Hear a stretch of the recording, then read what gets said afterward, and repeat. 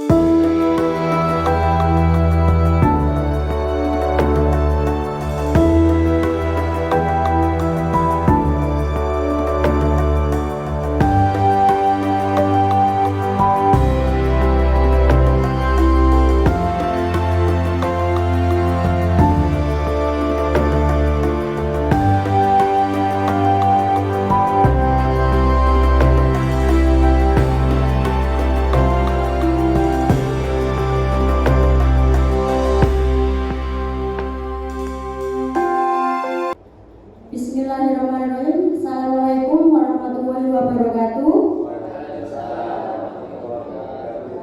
Kepada yang terhormat Bapak Kepala Sekolah SD Negeri 1 Rejosari, kepada yang terhormat Bapak Ibu Guru beserta staf karyawan SD Negeri 1 Rejosari, puji syukur kita aturkan kepada Allah Subhanahu wa taala, di mana atas rahmat dan berkah dari beliau kita dapat menghadiri acara diseminasi budaya yang positif hari ini dengan keadaan sehat walafiat. Puji syukur kita aturkan kepada junjungan kita Nabi Muhammad SAW, di mana beliau telah membawa kita dari zaman jahiliyah menuju zaman yang terang benderang ini dengan adanya syariat agama Islam. Bapak Ibu, sebelumnya saya akan membacakan susunan acara hari ini. Yang pertama pembukaan, yang kedua menyanyikan lagu Indonesia Raya, yang ketiga sambutan yang akan disampaikan oleh Bapak Kepala Sekolah dan perwakilan dari guru, yang keempat pemaparan materi yang akan disampaikan oleh Bapak Maret Wios Witodo, yang kelima penutup, yang keenam doa. Sebelum kita mulai acara hari ini, Bapak Ibu, kita nyanyikan lagu Indonesia Raya dulu. Bapak Ibu dimohon berdiri. Kepada yang bertugas kami persilakan.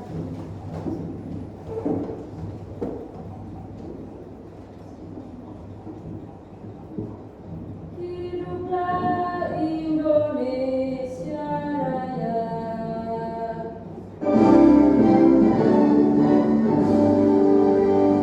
Indonesia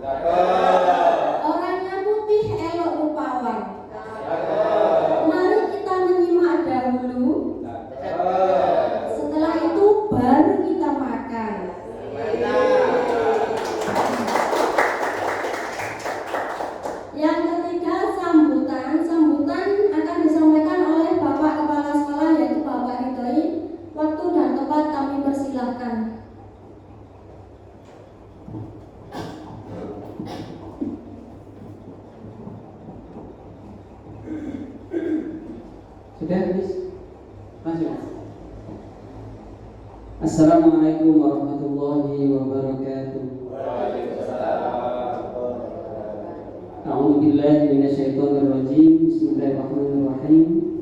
Alhamdulillahirabbil alamin wassalatu wassalamu ala asyrofil anbiya'i wal mursalin sayyidina wa maulana Muhammadin wa ala alihi wa ashabihi ajma'in. Amma ba'du. Yang terhormat pemateri diseminasi penyebaran pemahaman dan penerapan pengalaman budaya positif Bapak CGP Bapak Maret SPP, yang berbahagia Bapak Ibu Dewan Guru beserta staf, patutlah kiranya kita mengucapkan syukur alhamdulillah karena pada hari ini kita bisa berkumpul di tempat yang barokah ini, dan insya Allah menambah-nambah ilmu kita demi kebaikan di lembaga ini dalam keadaan sehat walafiat. Sholawat serta salam kita haturkan kepada junjungan Nabi besar Muhammad Sallallahu Alaihi Wasallam dengan ucapan Allahumma sholli wa sallim ala sayyidina wa maulana Muhammad.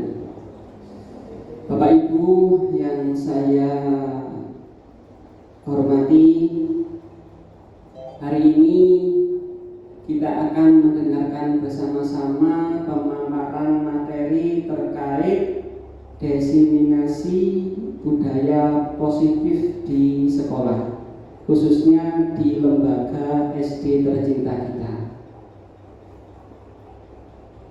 Materi ini saya kira perlu karena ketika kita sudah mendapatkan ilmu nantinya dan kita terapkan di lingkungan sekolah ini, insya Allah kita akan semakin bergiat, kita akan semakin berkualitas dalam menyampaikan materi kepada anak-anak. Karena judulnya adalah pemahaman, menyebarkan pemahaman dan penerapan pengalaman budaya positif. Kalau positif, insya Allah senang, pasti senang. Kalau perempuan itu sudah dinyatakan positif, Miss Rohma positif, pasti senang. Apalagi ini terkait dengan kualitas pembelajaran nanti kepada anak-anak. Artinya apa? Ketika nanti kita bersama-sama, kita terapkan bersama-sama, insya Allah sekolah kita sekali lagi semakin berkualitas. Jadi nanti mohon kepada Bapak Maret selaku CGP ditularkan ilmunya terkait diseminasi ini. Nanti Bapak Ibu yang kurang paham bisa ditanyakan, mumpung ada pemateri. Nanti kedepannya Bapak Ibu bukan hanya Pak Maret saja yang menjadi CGP, tapi semua. Amin. Ya Pak Mul, Bu Lulus, Bu Dila, juga saya. Nih, mau nggak mau harus, karena mumpung ini gratis. Ada kabar kalau CGP berikutnya harus bayar, dan itu diwajibkan. Mumpung gratis, diikuti saja. Demi siapa? Ya demi panjenengan sendiri, demi keluarga panjenengan, juga demi lembaga kita. Mungkin itu saja yang bisa saya sampaikan Bapak Ibu.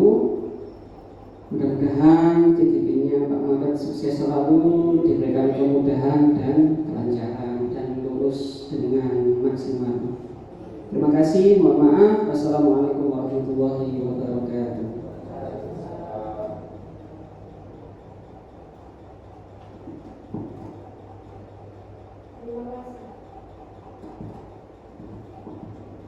Terima kasih saya ucapkan kepada Bapak Kepala Sekolah yang telah menyampaikan sambutan pertama. Selanjutnya sambutan yang perwakilan yang kedua dari Bapak Dewan Guru Pak Bapak Diono, kami persilahkan.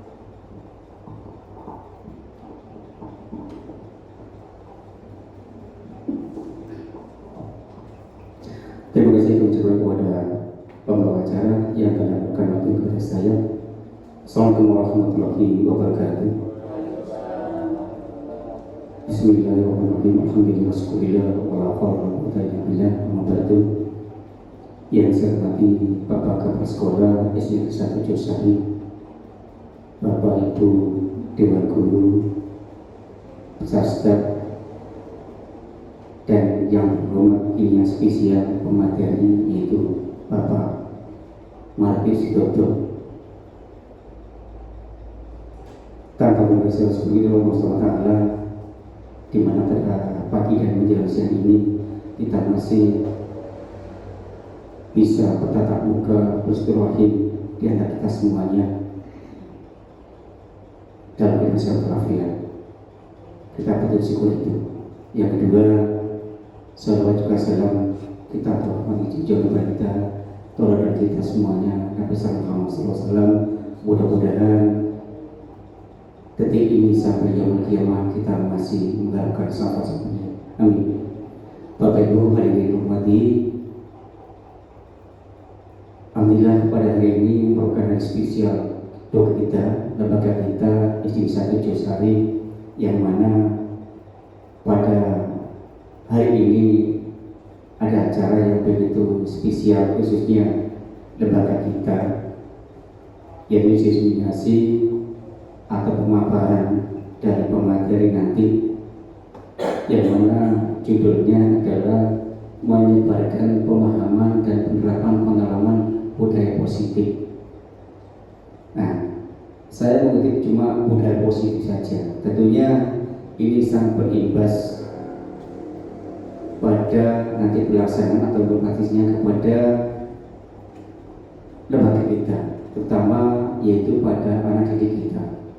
Mudah-mudahan apa nanti yang dipaparkan oleh Pak Maret atau pemateri nanti bisa kita logikkan dengan baik. Apa sih budaya positif dan sebagainya.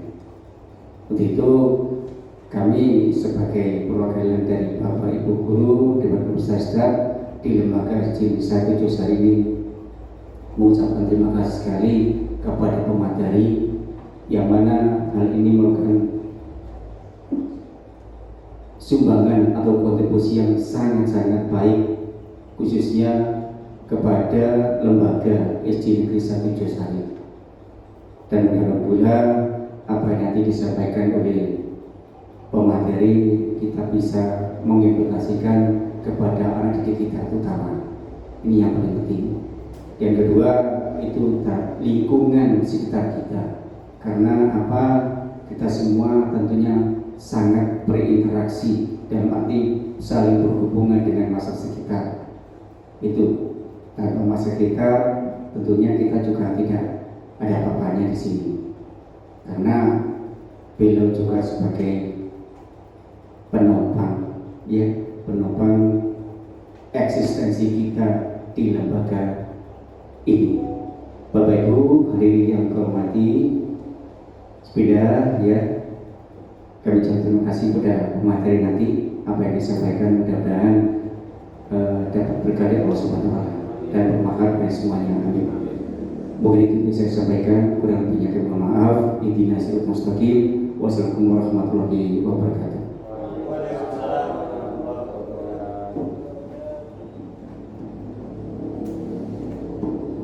Terima kasih saya ucapkan kepada Bapak Diono selaku perwakilan dari Dewan Guru SD Negeri 1 Rejosari.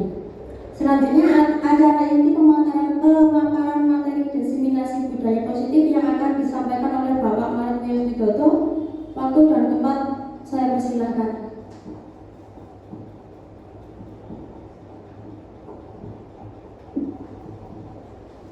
Terima kasih disampaikan kepada pembawa acara Bu Nila selaku pembawa acara pada kesempatan hari ini. Kegiatan hari ini yaitu menyebarkan pemahaman dan penerapan pengalaman budaya positif di sekolah. Sebelumnya, Assalamualaikum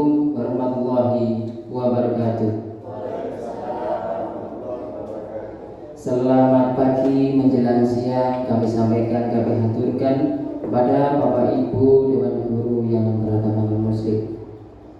Pertama yang kami hormati Bapak Kepala Sekolah SD Negeri 1 Rejosari, Bapak Ridhoi SPDI. Yang kedua yang kami hormati Bapak Ibu Dewan Guru SD Negeri 1 Rejosari beserta staf karyawan keluarga besar SD Negeri 1 Rejosari yang kami banggakan dan yang kami cintai. Puji syukur kehadiran Allah Subhanahu wa taala yang mana pada kesempatan hari ini kita bersama masih bisa hadir bersama-sama dalam kesempatan hari ini, bertatap muka dalam kesehatan, dalam keadaan sehat walafiat tanpa kurang satu apapun. Yang kedua, sholawat serta salam marilah kita haturkan kepada junjungan kita Nabi besar Muhammad SAW yang telah membimbing kita dari alam jahiliyah menuju alam ilmiah dengan adanya tuntunannya agama Islam yang nanti syafaatnya kita nantikan yaumul qiyamah di hari akhir. Amin ya rabbal alamin. Bapak Ibu sekalian yang kami hormati, sebelum kegiatan pada acara ini nanti pada acara inti ini nanti saya mulai. Yang pertama adalah rasa beribu-ribu terima kasih kami haturkan kepada Bapak Ibu semuanya atas luangan waktu, atas kesempatan yang diberikan kepada saya pada kesempatan hari ini. Tak lupa pula kepada Bapak Kepala Sekolah beserta semuanya elemen kita di Keluarga Besar SD Negeri 1 Rejosari demi terciptanya keadaan sehat walafiat, terciptanya kegiatan ini nanti sampai di akhir nanti berjalan dengan baik dan lancar. Bapak Ibu yang kami hormati, atas dasar yang pertama sebelum pemaparan ini kita mulai, atas dasar tugas dan kewajiban saya selaku siswa JGP perwakilan dari SD kita, Bapak Ibu, ini adalah tugas modul 1.4 yang harus saya kerjakan dan due date-nya nanti terakhir di bulan ini. Maka dari itu sekali lagi kami haturkan beribu terima kasih kepada Bapak Ibu atas bantuan waktu dan motivasi, dorongan, semangatnya kepada saya. Dan tak tahu nantinya apakah yang pantas kiranya untuk membalas budi kebaikan Bapak Ibu kepada saya. Atas dasar tugas modul 1.4 yang harus saya kerjakan yang pertama, kemudian yang kedua ini adalah tujuan dari kegiatan ini adalah semata-mata secara umum adalah demi sekolah kita. Jadi kalau secara khusus ini nanti kepada siswa JGP sendiri, jadi secara keseluruhan ini adalah tujuannya kepada lembaga kita. Sebagai motivasi diri saya sendiri, kalau pada presentasi kemarin visi dan misi sekolah, visi sekolah sudah saya sampaikan bahwasanya yang biasa kita berbahasa seperti ilmu padi semakin berisi semakin merunduk, bahwasanya berbahasa kemarin yang sudah saya sampaikan.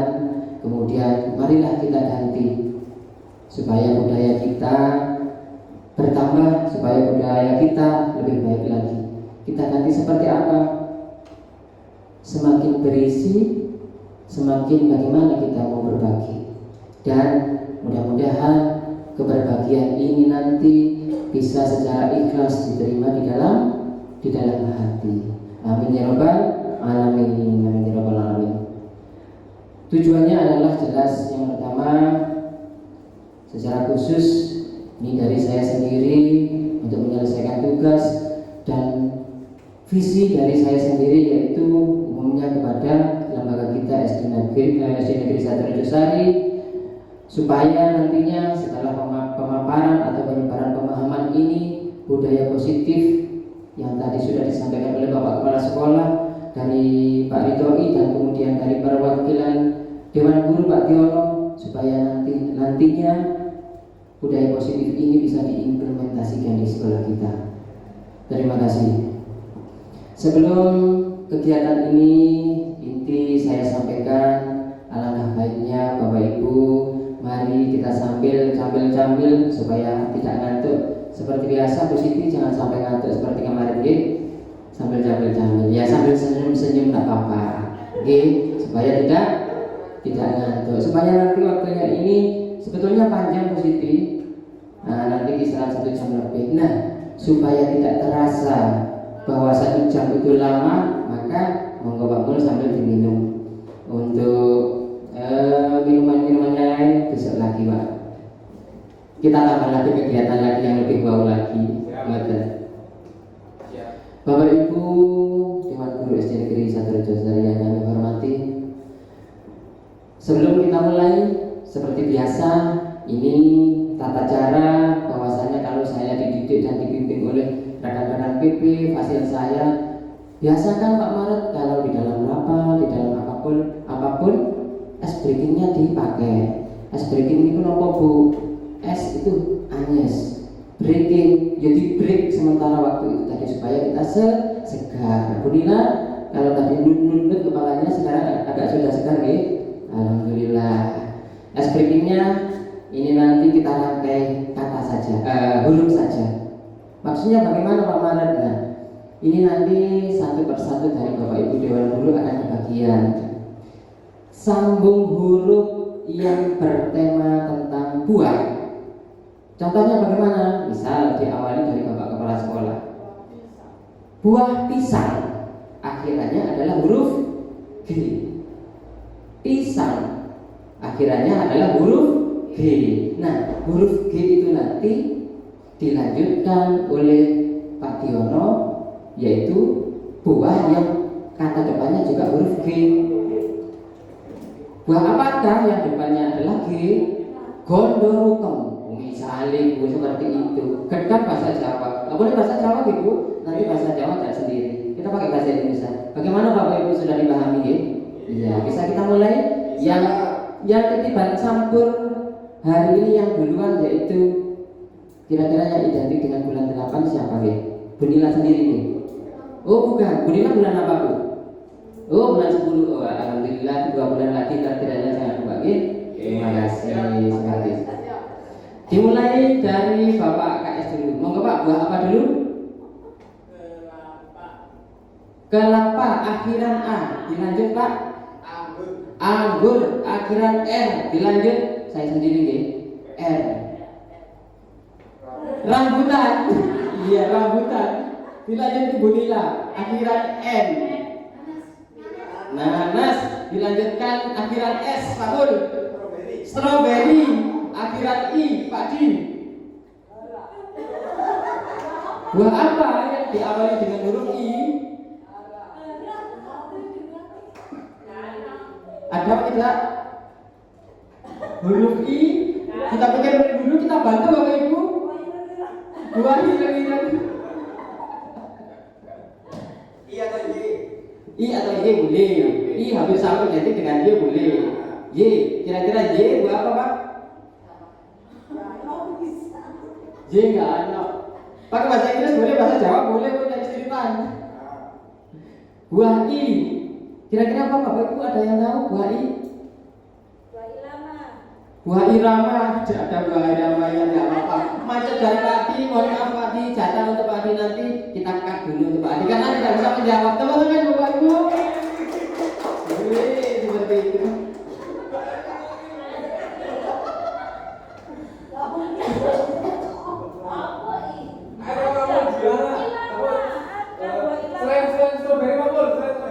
Oke, bilang Pak Di, Pak Mul.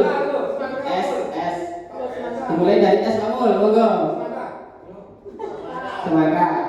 Pak Di? Apel. L, lulus.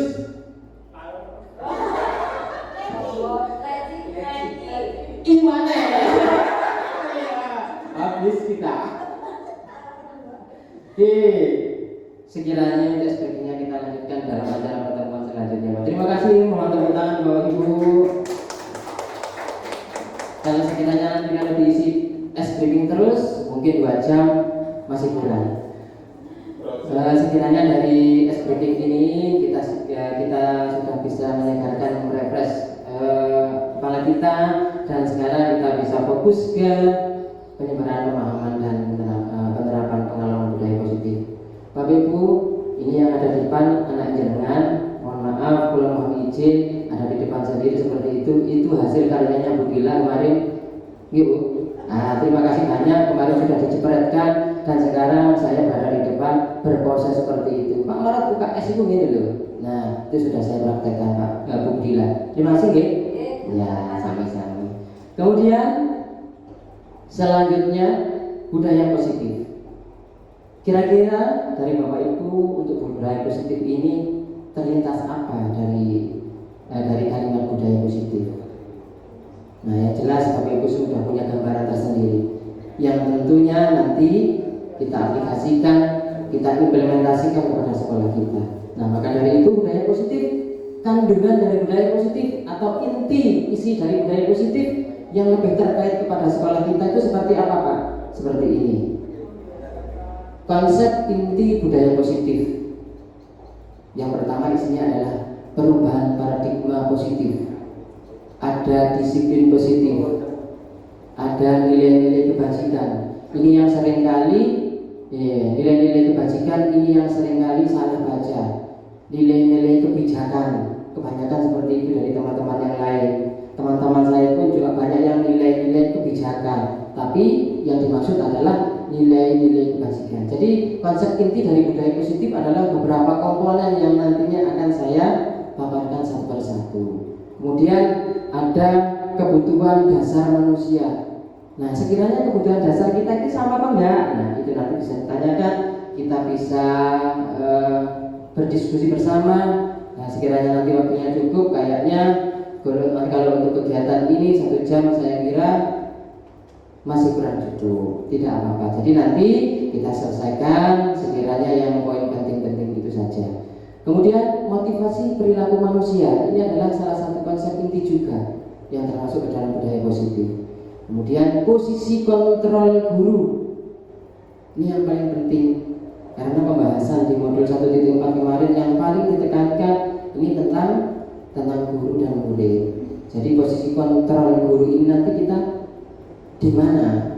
Misalkan dihadapkan pada suatu kasus, dihadapkan pada suatu hal yang sekiranya kita tidak pernah mengalami. Bahkan ataupun kadang-kadang kita dihadapkan hal yang sekiranya kita belum pernah mengalami.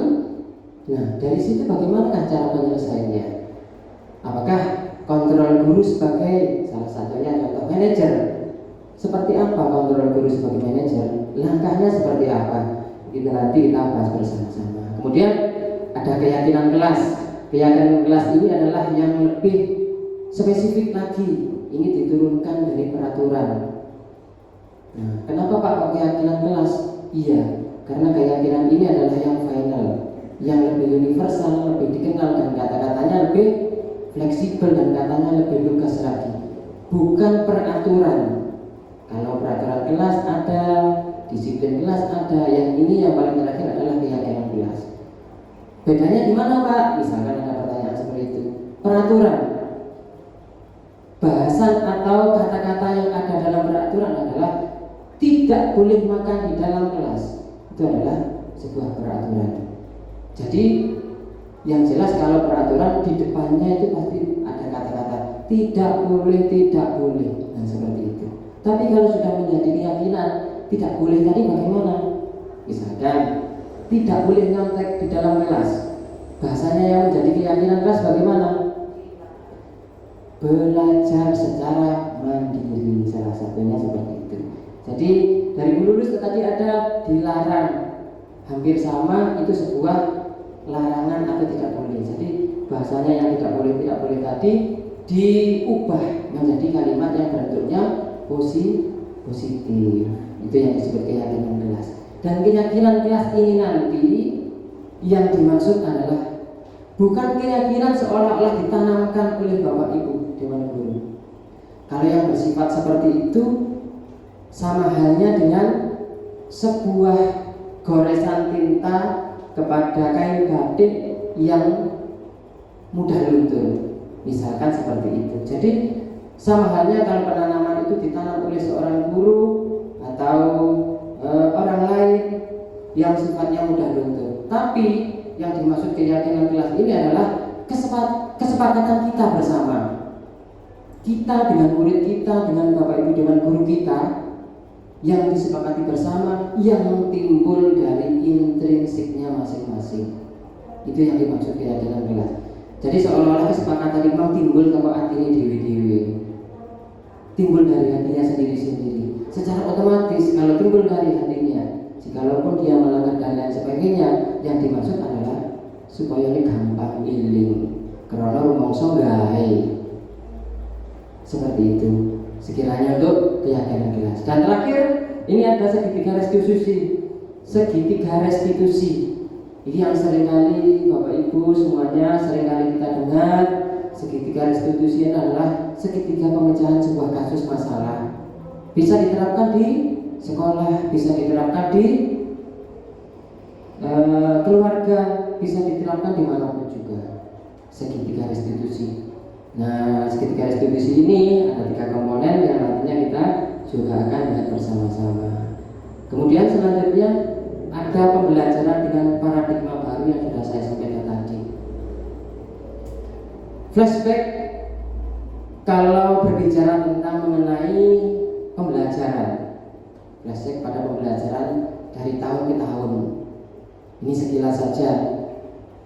Dari tahun lalu, tahun yang kemarin, tahun kemarinnya lagi. Yang jelas setiap tahun pasti ada perubahan.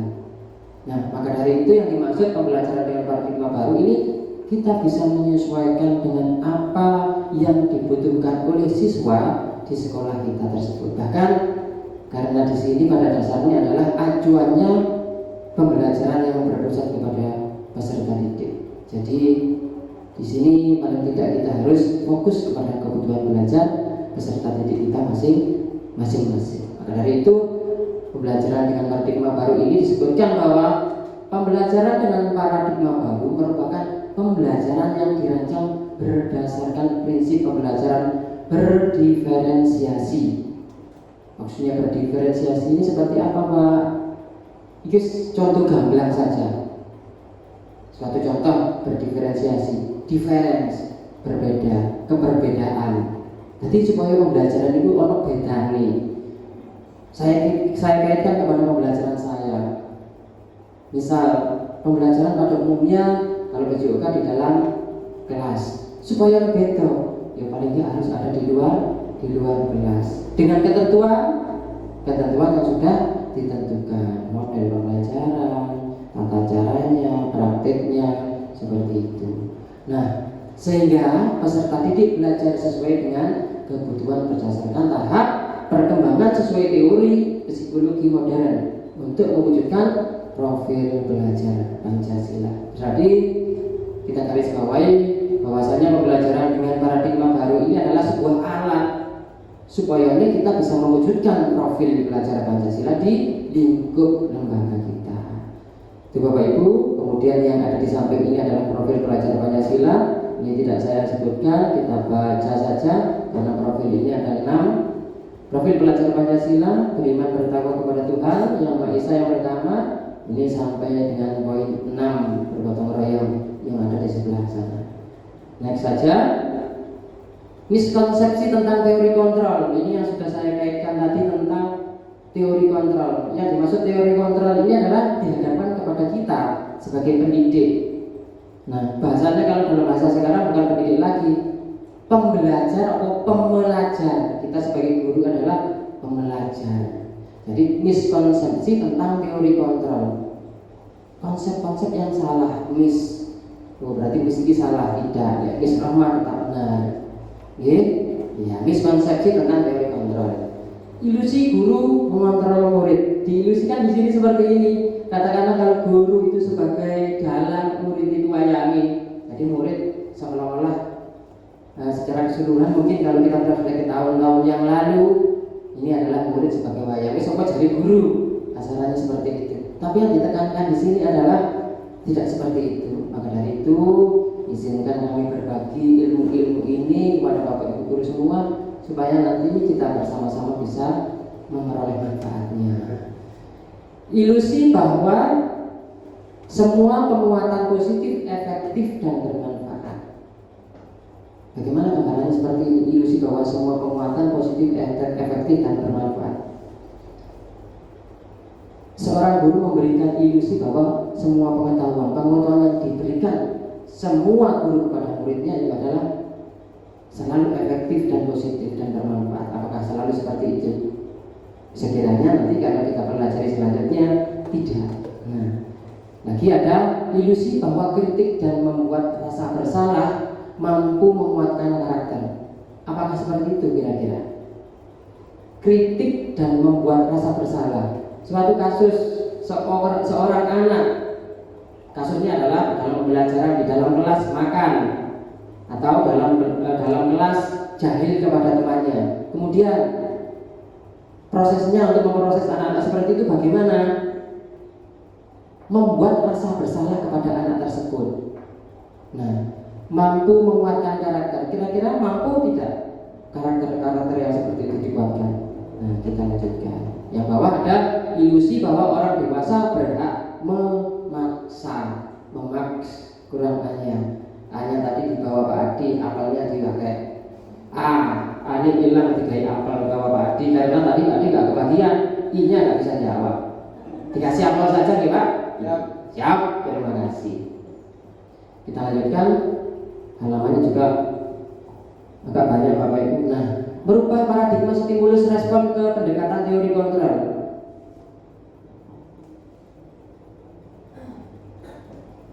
Ada dua bagan, stimulus respon tentang dunia, teori kontrol tentang dunia. Sambil kita baca. Realitas, stimulus respon tentang dunia. Ini hanya stimulus respon tentang dunia, kira-kira bagaimana? Realitas, kebutuhan kita sama. Tapi kalau menurut teori kontrol tentang dunia, realitas kebutuhan kita berbeda. Teori kontrol dan stimulus respon, ya. Jadi antara teori dan stimulus ini berbeda. Pada dasarnya sebetulnya sama. Ini bisa kita baca satu persatu. Saya lanjutkan saja. Saya lanjutkan ya, Bapak Ibu. Next saja. Disiplin positif. Nah, kita sudah pada disiplin positif. Disiplin berasal dari kata disiplina. Ini kok kemarin tidak saya tampilkan berasal dari mana ini? Disiplina. Mungkin dari bahasa Spanyol. Kalau mengingat kata-katanya seperti itu, ya, yang artinya belajar.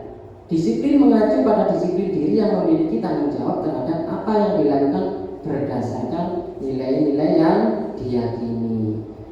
Diyakini ini terdapat di bawah itu Pak. Nah ini gandeng orang mari ternyata gitu.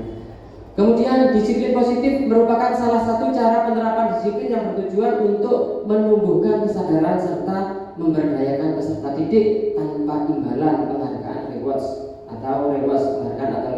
ancaman atau hukuman. Kenapa dipaparkan seperti ini? Nah, di sini sebagai petunjuk tujuan kita adalah menciptakan peserta didik yang memiliki disiplin diri sehingga mereka berperilaku mengacu kepada nilai-nilai kebajikan universal dan memiliki motivasi intrinsik dalam perubahan perilaku ke arah yang lebih baik. Ini yang dimaksud.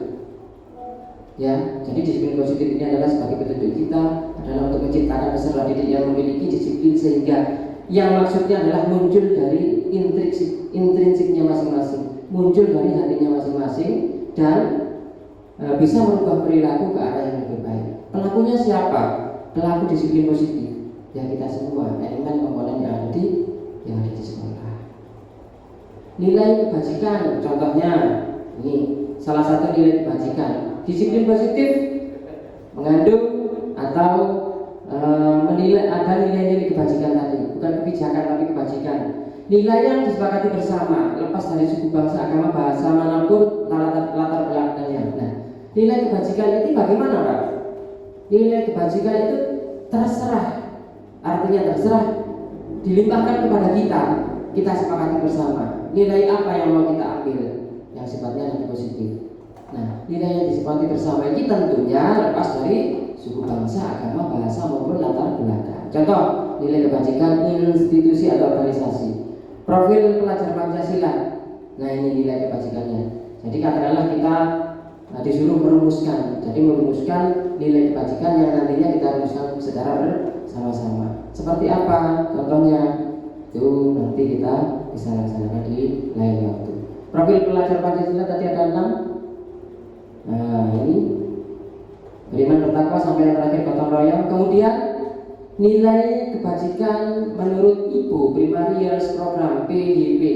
Apa saja nilainya? Ya toleransi, ya rasa hormat, ya integritas, mandiri, menghargai, antusias, empati, dan sampai gotong royong juga yang terakhir. Kemudian menurut 9 pilar karakter Indonesian Heritage Foundation IHF, nilai kebajikan adalah cinta Tuhan dan segenap ciptaannya, kemandiriannya dan tanggung jawab, kejujuran atau amanah, diplomatis, hormat dan santun. Atas dasar didasari oleh cinta terhadap Tuhannya yang pada akhirnya bisa mengeluarkan atau menimbulkan nilai kebajikan tersebut. Hormat, santun, dermawan, hampir sama dengan PYP. Kita lanjutkan yang selanjutnya. Kebutuhan dasar manusia. Saya percepat saja nih Bapak Ibu. Agaknya ini sudah terasa agak memberi kode keroncongnya kemeluduk bulan deh. Ya. Kodenya di saya sendiri tok tok tok. Artinya ciloknya sudah lewat. Kebutuhan dasar manusia. Kebutuhan manusia adalah segala sesuatu yang dibutuhkan oleh manusia untuk mempertahankan keseimbangan kondisi fisiologis dan fisiologis yang bertujuan untuk mempertahankan kehidupan dan kesehatan. Dan tujuan utama ini yang paling utama kalau menurut di modul 1.4 ini adalah kebutuhan manusia adalah segala bentuk yang dibutuhkan oleh manusia pada dasarnya adalah bertahan hidup. Ternyata secara garis besar diambil seperti itu, dan dari pengambilan garis besar bertujuan itu dikembangkan dikembangkan ke berbagai hal. Selanjutnya, kebutuhan dasar manusia menurut Dr. William Glasser ini lebih mengacu kepada sebuah komunitas atau sebuah lembaga institusi. Di sini yang pertama ada bertahan hidup. Kenapa ditaruh tengah? Iya, sebagai inti, karena kebertahanan hidup ini sangat penting. Kalau kita tidak bisa bertahan hidup, maka dari keempat poin kebutuhan dasar yang lain tidak akan terpenuhi. Bertahan hidup, penguasaan, kasih sayang dan rasa diterima, kesenangan dan kebebasan. Bertahan hidup tidak usah saya perjelas, ini pasti bahwa itu sudah memahami tentang apa yang dimaksud dengan bertahan hidup. Penguasaan ini lebih ke arah apa? Penguasaan suatu contoh saja. Saya sebagai pribadi human being, makhluk hidup, manusia, seperti itu. Dalam hal saya kaitkan dengan presentasi atau diseminasi, penguasaan itu penting. Sama halnya dengan presentasi yang seperti ini, harus bisa belajar dan berlatih dulu untuk menguasainya dan bisa memaparkannya dengan baik. Kemudian kesenangan, tentu kesenangan ini dimanapun kita berhak untuk memperoleh kesenangan. Dimanapun itu kita berhak memperoleh kesenangan. Terlebih juga kepada murid kita di sekolah pun juga harus memperoleh kesenangan. Kenapa? Didasarkan atas kurikulum merdeka dengan artian merdeka itu yang bagaimana, termasuk salah satunya adalah memperoleh kesenangan. Selanjutnya kasih sayang dan rasa diterima. Ini yang sering terjadi di sekolah kita. Kasih sayang dan rasa diterima. Kasih sayang dari mana? Yang lebih utama dari seorang teman. Misalkan karena setiap hari kesehariannya anak-anak lebih dekat kepada teman. Dan rasa diterima. Kira-kira kalau wis mari gegeran, mari bully-bulian, wis gak kasih sayangan, mari gak diterima, dikucilkan. Ini yang menjadi masalah. Itu kalau yang dikaitkan dengan murid. Jadi satu poin ini nanti kita keterkaitannya dengan elemen apapun bisa kita kaitkan. Karena kebutuhan dasar manusia menurut Dr. William ini adalah ini. Yang terakhir kebebasan. Bebas yo iki sing jenenge padha merdeka. 17 Agustus. Ben enggak ngantuk Pak, mohon maaf. Kebanteran. Iya. Terlalu semangat tidak. Saya lanjutkan. Coba Bapak Mul, daripada nanti sama kaget kena song karnaval lebih baik kaget kena suara Pak Madi sih. Pemanasan dulu. Kemudian motivasi perilaku manusia, motivasi dorongan semangat dan lain sebagainya. Motivasi perilaku manusia yaitu ada untuk menghindari ketidaknyamanan hukuman, untuk mendapatkan imbalan atau penghargaan dari orang lain, untuk menjadi orang yang mereka inginkan dan ingin, dan menghargai diri sendiri dengan nilai-nilai yang mereka percaya. Motivasi perilaku manusia. Jadi perilaku manusia itu termotivasi dari apa saja yang jelas. Kalau misalnya ini saya kembalikan kepada saya sendiri, dari ketiga poin itu ada apa tidak? Jelas ada. Misal dari saya sendiri, wis amarah kalau CGP misalkan. Kalau misalnya ada kata-kata yang kurang berkenan nanti dikat nih. Misalnya kalau CGP supaya apa tujuannya gaji 200% kok ngoten. Nah itu motivasi nih. Amin. Lah kok ngono nggih ben iso melok PPG. Lah nek 20% nah. Itu motivasinya ono di jero sini. Ya mudah-mudahan enggak ada. Yang jelas seperti itu Bapak Ibu, motivasi perilaku manusia sudah kita baca, kita lihat saja. Ternyata 1 jam itu cepat Pak. Nanti saya minta 1,5 hari saja lain waktu ini. Loh Bu, nanti kalau misalkan setengah hari rokoknya hanya tambah. Entah kalau isinya. Yes. Konsep disiplin dengan identitas gagal. Yes. Disiplin sing gagal. Iki hukuman. Maksudnya hukumannya bagaimana? Kira-kira sing gagal seperti ini. Konsep disiplin dengan identitas gagal. Lek bentuk hukuman, itu kiranya menyakitkan tidak? Ternyata menyakitkan. Oh berarti nggak oleh. Jadi keterkaitannya ini menyakitkan itu seperti apa lek hukuman? Fisik kan? Fisik itu yang pertama. Kira-kira yang menyakitkan itu orang fisik. Dan masih omongan tapi nggak menyakitkan. Lah ini kira-kira hukuman apa? Ya hukuman wis. Moga-moga ini nanti kita bisa membedakan antara hukuman dan penghargaan yang dikaitkan dengan identitas gagal. Nyaman murid takut, muridnya nyaman tapi wedi, gagal pisan. Memaksa murid ya gagal. Dalam bentuk hukuman nggih, konteksnya tetap dalam bentuk hukuman dulu. Memaksa murid itu juga dalam bentuk gagal. Menyembunyikan juga sama, kesalahan murid menjadi rendah diri. Kemudian penghargaan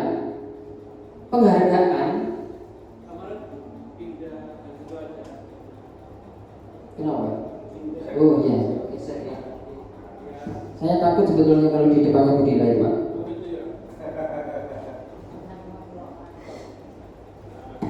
Saya di sini gini, pun ngantuk Bu, ngantuk ngedit.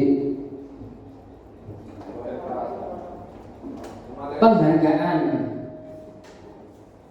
Lek peserta ini wis kerancangan mendain pemateri ini tambah teman yang Mas Adi. Penghargaan tidak efektif merusak. Penghargaan yang bentuknya bagaimana sih kira-kira merusak? Reward yang bentuknya bagaimana yang sifatnya merusak tidak efektif? Jelasnya adalah merusak sebuah komunitas yang ada di sekolah. Kenapa demikian? Ya semuanya penghargaan itu anak-anak itu tok. Akhirnya dari siswa-siswa yang lain bagaimana? Ya merasa minder dan lain sebagainya. Apa ya pancet-pancet ya aku nggak tahu oleh seperti itu. Itu adalah penghargaan. Tidak efektif sebetulnya, tapi seyogyanya juga memang perlu dilakukan. Bukan hanya memantik saja. Tapi kalau secara berkelanjutan tidak boleh. Hubungan ini lebih mengarah kepada sifat iri, mematikan kreativitas. Penghargaan ini juga bisa merusak hubungan. Bentuknya yang seperti apa kira-kira penghargaannya? Yo garekno sifat iri mangko kok mek yo iku wis ndek penghargaan. Nah, jadi timbul seperti itu. Menghukum dengan sistem ranking. Kira-kira ini penghargaan sing ya apa? Kok salah ini Maria? Berarti mungkin kita pikirkan lebih dalam lagi untuk sistem ranking ini. Sebetulnya ini kan sudah menjadi budaya kita dari dulu kan. Nah, sistem ranking ini nanti kita bisa diskusikan bersama di lain waktu, kemudian ataukah nanti bisa saya bawa untuk saya pertanyakan di komunitas kami, bahwasanya kalau sistem ranking ini tidak bisa dikasih hadiah. Kalau misalkan dikasih reward itu sudah biasa di sini. Memang biasanya seperti itu. Kenapa kok disalahkan atau disiplin dengan identitas gagal? Sebetulnya kemarin juga sudah disampaikan, tapi saya secara pribadi menolak apa? Menolak karena ini sudah menjadi budaya kita, bahwasanya kalau anak-anak yang berprestasi ya wis pantas dikasih reward seperti itu, dan merampas hak menghargai dirinya. Lanjut saja. Konsep sukses disiplin dengan meletik ini Budila. Konsep sukses disiplin dengan konsekuensi, identitas, restitusi. Ya, yuk bisa meletik ini. Ya Allah, ya tidak apa-apa. Sing penting sing tetap anes. Tetap adem Mbak. Konsekuensinya, konsep sukses disiplin dengan konsekuensi penguatan jangka pendek. Bentuknya seperti apa? Ya, misalkan kalau kita nanti mau menggali ini lebih jauh, kita musyawarah bersama-sama. Kemudian perlu monitoring berkelanjutan. Berarti kedepannya kalau misalkan kita memprogramkan disiplin positif ini yang sukses, berarti harus ada kelanjutannya. Tidak semerta-merta satu kali kita buat, kita sepakati tidak berkelanjutan, nanti terkikis termakan oleh waktu. Stimulus respon, murid menghormati peraturan, kehilangan waktu untuk merenungi kesalahan. Ini juga termasuk konsekuensi yang sukses. Konsekuensinya apa sih? Murid menghormati peraturan harus, karena peraturan yang pertama tadi adalah sebuah hal yang mengikat. Tapi sebuah peraturan di awal kita buat yaitu dengan kata-kata tidak tadi. Tapi yang lebih secara universal itu adalah peraturan tadi diarahkan yang lebih spesifik lagi, yaitu keyakinan kelas. Restitusi, penguatan jangka pendek. Restitusinya yaitu murid bertanggung jawab untuk perilakunya. Iki rusak Bu. Ya apa yang mau jawab tulisan ini? Restitusi ini adalah bentuk penyelesaian sebuah kasus. Ya, jadi kita dihadapkan dengan kasus apa? Penyelesaiannya adalah dengan segitiga restitusi. Nah, segitiga restitusinya yang bagaimana Pak? Misalnya contoh, ono kasus yang tadi sudah saya sampaikan, arek nakal, panganan dan lain sebagainya, jahilan. Kita restitusi yang itu. Ya apa prosesnya? Kita lihat tayangan selanjutnya, iklan dulu ya. Enggak langsung. Konsep disiplin pendekatan restitusi sebuah cara menanamkan disiplin positif pada murid. Pengertian restitusi sih. Restitusi ini sama sebetulnya juga alat saja. Alat yo apa caranya kita menghadapi seorang murid atau di sebuah komunitas, bahwasanya di komunitas atau di kelas itu mempunyai masalah atau kasus. Ini ciri-ciri restitusi bukan untuk menebus kesalahan, namun untuk belajar dari kesalahan. Kata-katanya yang seperti ini. Restitusi alat saja, alat untuk memecahkan sebuah kasus. Saya lanjutkan. Gak apa-apa ya Bu? Lebih cepat lebih baik ya. Perbedaan. Contoh siswa sering tidak mengerjakan PR. Ini kasus yang sederhana saja. Siswa sering tidak mengerjakan PR. Hukuman, guru menghukum siswa tersebut. Konsekuensinya, guru memberikan konsekuensi untuk mengerjakan PR-nya saat istirahat atau dikerjakan sebanyak 3 kali lipat. Itu konsekuensinya. Lek arek gak mengerjakan PR. Restitusi ini apa? Guru menanyakan keyakinan kelas pada dirinya. Jadi dikembalikan. Maksudnya dikembalikan itu apa? Saya tidak mengerjakan PR. Konsekuensinya ya guru pakai hukuman. Nah kemudian caranya bagaimana? Kembalikan kepada keyakinan kelas yang telah disusun, yang timbul dari intrinsiknya tadi. Jadi arek sing duwe kesalahan balik namanya yang keyakinan arek sing metu teko atine dhewe-dhewe tadi. Sebuah apa? Sebuah kesepakatan yang telah kita sepakati bersama yang namanya keyakinan kelas. Gambarannya itu gambarannya kalau kita orang Jawa itu ngerti ini seperti ini restitusi ini. 5 posisi kontrol restitusi. Pertama, posisi kita sebagai guru, sebagai kepala sekolah, sebagai pemangku kepentingan yang ada di lembaga kita, penghukum. Kita bertindak sebagai penghukum. Bagaimana tata caranya? Ya disesuaikan dengan status yang kasus yang kita hadapi. Pembuat rasa bersalah, ngapokno, tapi dengan cara bahasa yang telah ada di restitusi tadi. Pemantau, kita posisinya sebagai pemantau, bahasanya bagaimana? Sesuai dengan kasus yang diikuti. Kita posisi kontrol kita kepada siswa sebagai teman, ada kalanya kita menjadi teman. Tapi posisi yang paling tinggi di sini adalah sebagai manajer. Jadi manajer di sini sudah membawai dari 4 posisi kontrol restitusi. Nih, restitusi saya gambarkan sekali lagi adalah sebuah alat Bapak Ibu. Alat untuk menyelesaikan sebuah kasus, entah itu kasus yang ada di lembaga. Dan ternyata restitusi ini kita terapkan di lingkungan keluarga, perusahaan dan lain sebagainya juga masuk. Lanjut, contoh penerapan 5 kontrol posisi. Contoh nih, penghukum patuhi aturan sekolah lalu berdiri di depan barisan. Iki kata-katanya menghukum. Kemudian pemantau, kamu sudah melanggar apa peraturan dan konsekuensinya, bahasanya seperti itu kata-katanya. Teman, teman, ayolah yang tertib, buat bu guru bangga, kali ini tidak apa-apa, kami yang salah. Membuat rasa bersalah, kata-katanya bagaimana? Berapa kali bu guru harus memberitahu kamu, Mas Adi, misalnya seperti itu. Bu guru kecewa sama kamu karena tadi tidak bisa menjawab buah yang akhirnya I, misalnya seperti itu. Itu kata-katanya.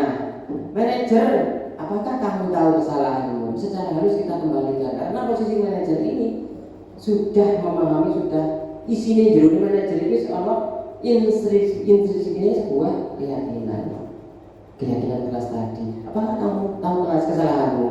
Kira-kira bagaimana kamu akan memperbaiki kesalahan ini? Kita kembalikan lagi kepada siswanya. Biarkan siswanya yang berkasus tadi menjawab. Next, ini keyakinan kelas. Contohnya saja nih, contoh keyakinan kelas ini. Mengapa keyakinan kelas penting, kemudian perlu diadakan di dalam kelas? Contohnya apa saja? Mengapa kita memiliki peraturan dalam pada saat ini untuk motor? Mengapa kita memiliki peraturan tentang penggunaan helm pada saat mengendarai kendaraan roda 2 atau motor? Ini keyakinan kelas. Mengapa kita memiliki peraturan tentang menggunakan masker dan mencuci tangan setiap saat? Ini disambungkan juga tentang keyakinan kelas. Contohnya wis kegiatan membuat keyakinan kelas, Pak Guru, katakanlah ini membariskan di depan. Ini etok ini aku ngomong-ngomongan dengan anak-anak ini membuat keyakinan. Ayo anak, pagi hari ini kita sepakati bersama. Yang tidak pakai kaos kaki berada di depan. Nah, itu harus timbul dari hatinya sendiri, itu menjadi kebiasaan. Kemudian yang kedua, contoh berdiskusi tentang peraturan, menyusun peraturan menjadi keyakinan. Ini contohnya. Wis katakanlah kalau gambarnya nggak bodoh, wis katakanlah seperti itu. Membuat peraturan menjadi keyakinan. Yang terakhir, menyepakati keyakinan di kelas. Jadi dari peraturan yang sudah dibuat menjadi keyakinan, tapi disepakati bersama-sama. Kita lanjutkan. Bagaimana membentuk keyakinan kelas? Ada bermacam-macam. Keyakinan kelas ini yang pertama lebih abstrak daripada peraturan. Sedikit saja biar mudah diingat. Itulah keyakinan. Berupa pertanyaan universal. Seperti apa contohnya?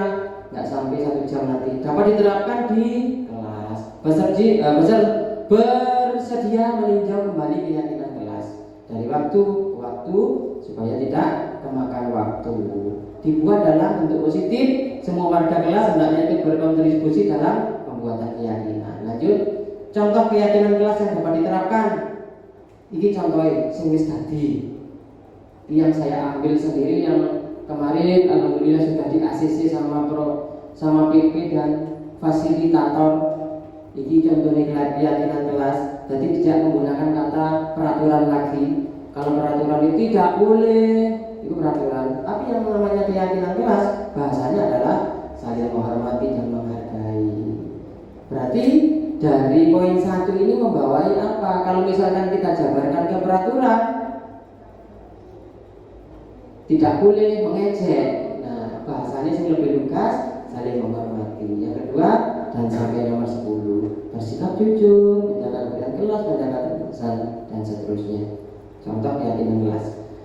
Keyakinan kelas ini sama halnya juga bisa diterapkan dalam pembentukan keyakinan sekolah, di mana nilai-nilai kebajikannya disepakati bersama. Jadi belajar pada hal yang kecil, nantinya kita juga bisa menjadikan keyakinan ini diterapkan diimplementasi ke sekolah kita. Lanjut, ini yang disebut segitiga restitusi Bapak Ibu. Yang pertama adalah menstabilkan identitas. Bahwasanya kalau kita dihadapkan pada suatu kasus misalnya, kasus apapun itu lebih-lebih kepada siswa kita, yang pertama harus identitasnya distabilkan supaya apa? Supaya oleh pengakuan baik lagi dari temannya ataupun dari gurunya. Kita semua akan melakukan hal yang terbaik. Kita semua akan melakukan hal terbaik yang bisa kita lakukan. Itu yang pertama. Validasi tindakan yang salah. Semua perilaku memiliki alasan. Yang ketiga, menanyakan keyakinan. Kita semua memiliki motivasi internal. Bahasanya leksi nomor 1, menstabilkan identitas ini. Katakanlah Mas Adi membuat kesalahan atau kasus. Ya Mas Adi, sama halnya dengan saya, Pak Mar dulu juga pernah nakal seperti Pak Adi, kok nyokotan seperti itu misalkan. Ya memang pada dasarnya manusia itu sama. Saya juga pernah begitu, bolosan, tapi tidak apa-apa Pak Adi. Kemudian yang kedua, validasi tindakannya bagaimana? Ya yang jelas semua perilaku itu mempunyai alasan. Tak takoni lah, Mas Adi sama ini nyokotan itu alasan apa? Saya tidak pernah ditumbas open call misalnya. Boleh seperti itu. Itu alasannya. Oke, dari setelah itu kita menggali informasi dan alasan. Yang terakhir, menanyakan keyakinan. Nah, keyakinan kelas kita bagaimana? Tadi misalkan kita semua memiliki motivasi internal sendiri-sendiri. Jadi jangan diulangi lagi karena ini juga merugikan diri sendiri, kemudian juga orang lain. Ini yang dinamakan restitusi. Sekiranya untuk restitusi ini sudah saya sampaikan Bapak Ibu. Ini mungkin bagian yang terakhir dari penyampaian saya karena sudah pas jam 12, kiranya sudah 1 jam. Jadi saya kira sudah cukup untuk kegiatan ini, dan mudah-mudahan ini semua yang sudah saya sampaikan tadi tentunya bermanfaat kepada saya pribadi dan bermanfaat kepada Bapak Ibu semuanya, dan lebih umum, lebih khusus lagi kepada sekolah kita. Dan apa daya tangan saya tak sampai jikalaupun semuanya tanpa bantuan Bapak Ibu yang ada di sekolah ini. Yang paling akhir,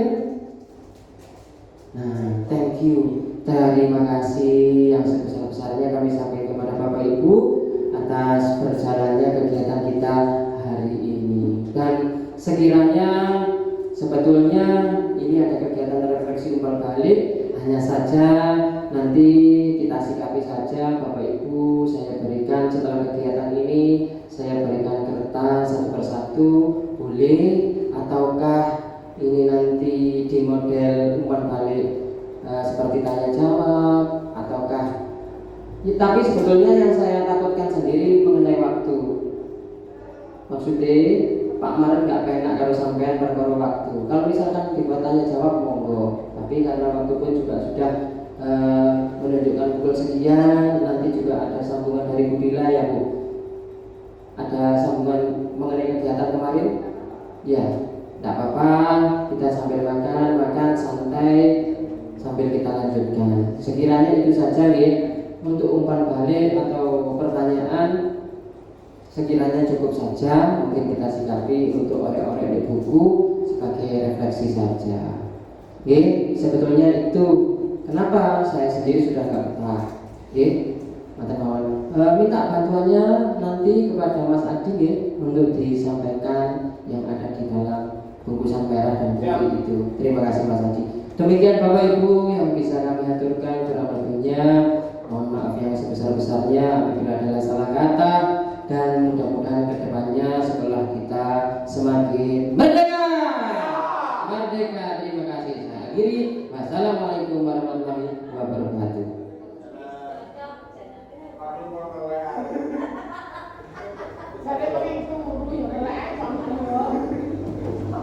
Alhamdulillah pemaparan materi dari Bapak Maret Widodo telah selesai. Terima kasih Bapak Maret yang telah menyampaikan materi penyebaran pemahaman dan penerapan pengalaman budaya yang positif. Semoga materi yang Bapak sampaikan nantinya membawa banyak manfaat kepada lembaga dan kita semua. Demikian rangkaian acara hari ini. Kami ucapkan terima kasih yang tak terhingga kepada semua pihak yang telah berpartisipasi dan berkontribusi dalam acara ini.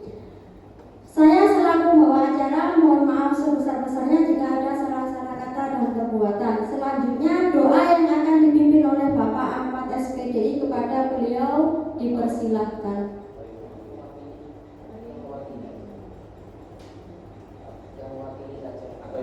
Atau yang mewakili Bapak Ridhoi, kami persilahkan.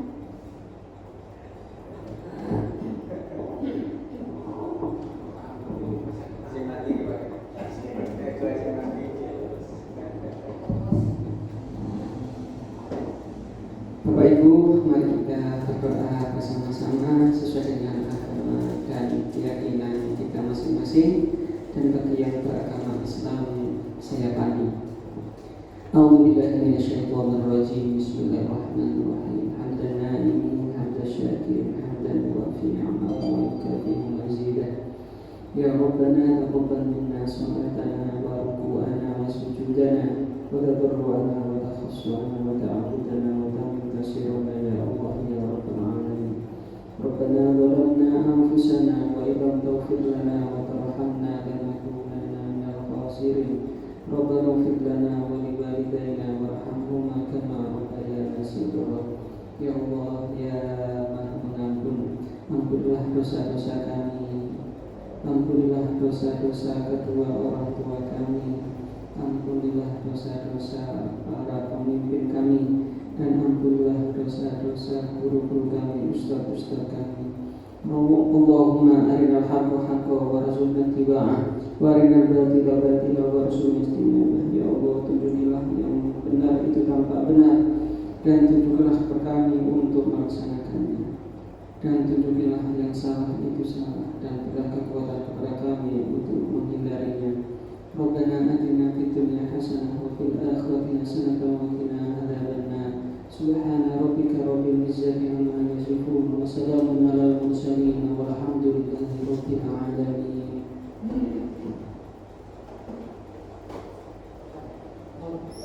Bapak Ibu, mumpung ini kita ketemu, nanti Bu Dila menyampaikan hasil rapat ke Pramuka, Pesta Siaga maupun LBB, dan dari saya cuma satu saja Bapak Ibu. Untuk hari Sabtu yang sudah saya share, itu kita diminta tolong untuk mengirim 100 anak pakai seragam merah putih. Bapak Ibu guru memakai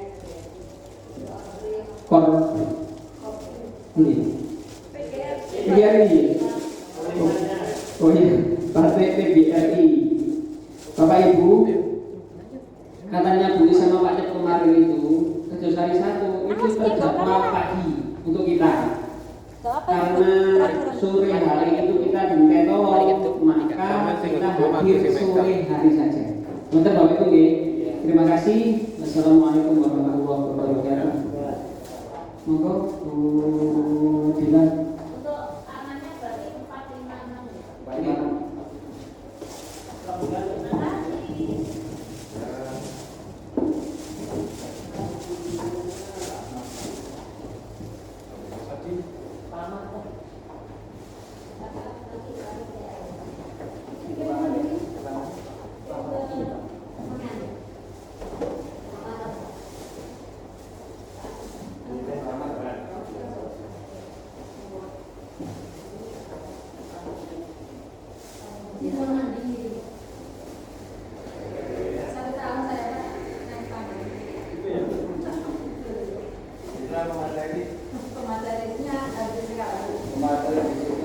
Monggo Bapak Ibu sambil disambi makanannya biar gak lapar, biar gak ngantuk.